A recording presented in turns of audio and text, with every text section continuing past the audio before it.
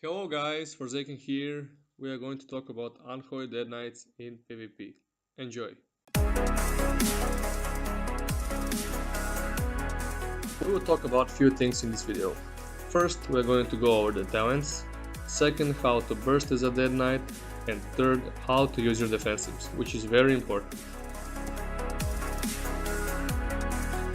Bursting swords are far the best choice in this row because it increases 50% more damage on your wounds. You will pop those wounds all the time and basically you will do 50% more damage with this talent. So far the best choice. Blighted Rune weapon. Basically you get more wounds on your target and it's on 1 minute cooldown. This ability is very important because you need it to burst. Yes, when you try to one-shot someone, this is the thing that you need. I pick Glowing Shadows in this row because basically it makes Scourge Strike a ranged attack. It gives you a 30 range and ability that you will use the most. You will have to pop those wounds with it. Even if you are getting kited, you will be able to do damage, which is very good, and that's why this is the best choice in my opinion. Asphyxiate is very good, it is very important, and I don't think you can play without it, so go for the stun. It is 20-yard range stun on a 45-second cooldown and it stuns the target for 5 seconds, which is much better than increasing your red walk speed and things like that, so go for the stun. Corpse Shield. 90% of the damage you take transfers to a pet and it's on a 1 minute cooldown. To use this talent you have to macro pet ability called Huddle with Corpse Shield, so he takes 50% less damage. Only then it is very good, otherwise he will die very fast. Infected Claws is a very good ability you got. It will help you generate more wounds on the target, so you will be able to use more Glowing Shadows. That means you will pop more wounds and deal more damage. Soul Reaper, far the best choice in this row. It's a 45-second cooldown ability which is doing decent damage, and most important, you will get 21% haste buff after you pop 3 wounds. So Soul Reaper into Glowing Shadows is very important, it is the only way to use Soul Reaper. Gladiator's Medallion is far the best choice, and it is the only right pick here. Other two are useless, so go for the Medallion. If you're playing against two targets that are dealing physical damage, then sparring all the way. It is the best choice. Reinforced armor is only good if you roll with a DPS and playing against casters, otherwise no. If you're playing against the casters with a healer, then you have to go for the hardiness. Healer will try to top you off all the time, and as long as you're high health, 80% and above, you're taking 20% less damage, which is good. Otherwise go for sparring and reinforced armor. We got another good passive ability here. It got 20% chance to make magical effect a debuff on you, so it will deal damage over time. It's pretty good, but I don't think it is best in this row. I recommend this talent only for skilled players because Dark is like, you really have to know how to read another player and when to use it, so you will know what spell you will get from him. So only if you know how to play a Dead Knight, use this. Anti-magic zone, in my opinion, is far the best choice because it's not that it will save you. If you're stuck in the roots, you can't get out. You can use it on your healer to save his ass when you're playing against casters, of course. If there is like double warrior or something like that, you don't need this. Decomposing is actually very good, reduces enemies HP in 10-yard range. It is very good, but I don't think it is the best in this row. I think Heartstop is the worst choice in this row because it is 8-yard range, you have to stick on the target all the time, and Unholy is not the class that you play like a warrior, charging all the time, sticking on the target, you have to kite, you have to move, and that's why I don't use this. Necrotic Aura, I believe it is the best choice here. It has the best range, it will increase your DPS by 8%, and if you're rowing with a Warlock or a Shadow Priest, it will increase their damage also, so go for Necrotic Aura. Crypt Fever is far the best choice here, it will deal damage every time your target gets healed. Pandemic and Wandering Plague are not that good. It will just reverse the dot or add additional dot, depends what you choose, but Crypt Fever is far the best and it will deal the most damage. Necrotic Strike is the best ability we got here in this row, other two are just big crap. Necrotic Strike all the way, it will kill those healers much easier with it, and now let's see how to deal damage as Unholy. Alright guys, now I will show you how to do max damage out of your wounds on the target. So you need to stack the most wounds as you can. The cap is 8 wounds on the target, so let's see. I'll do 2 fasting strikes and I already have my 8. Why?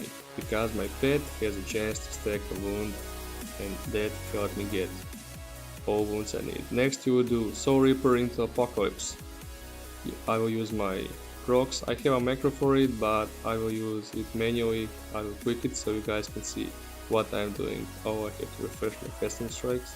Okay, Blood Fury, Trinket, Soul Reaper into Apocalypse. Bam, that is the most damage you will do is one shot. After that you have to go Blighted Rune Weapon and then spam your Shadow Claws. Yeah, pop those wounds all the time. You can see how many times I can pop the wounds. Some coils. After that again popping wounds, and you can of course see that I'm topped with my wounds on the target. Why? Because of the pet ability and my Blighted Rune Weapon. Of course you can use a Gargoyle and your pet transform to increase your damage. I did not use it now because I wanted to show you how to use your Soul Reaper into Apocalypse correctly.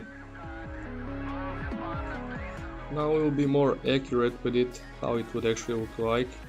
If you are going into the PvP, you'll have to put your dot on, Chains of Ice, do the fasting strikes to get wounds, pop Gargoyle, pop Dark Transform, use your cooldowns, Apocalypse.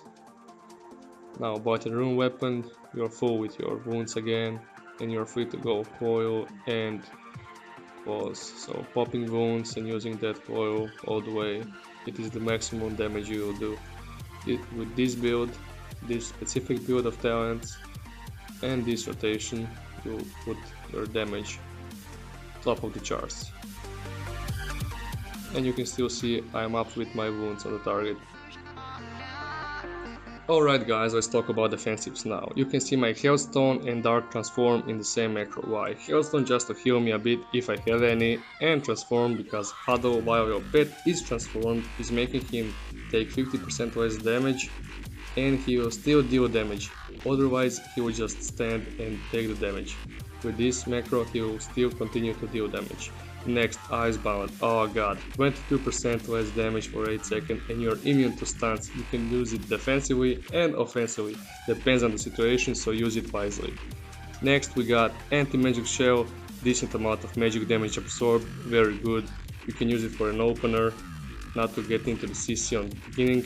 And we got Death Strikes. Oh god, it will save your ass more than once, it saved mine many times. And you can use it with Anti-Magic Shell because Shell is generating more runic power, so while you got Anti-Magic on, you will be able to pull 1 or 2 more Death Strikes. Okay guys, now we'll see how it looks like in a duel. We'll go Soul, we will go Outbreak, do Fasting Strikes, get our Gargoyle, Dark Transform, use our procs, and now we go Soul Reaper, Apocalypse. 2 times pop wounds, and he's dead. Now we're going to see a few arenas just to show how Unholy does in PvP.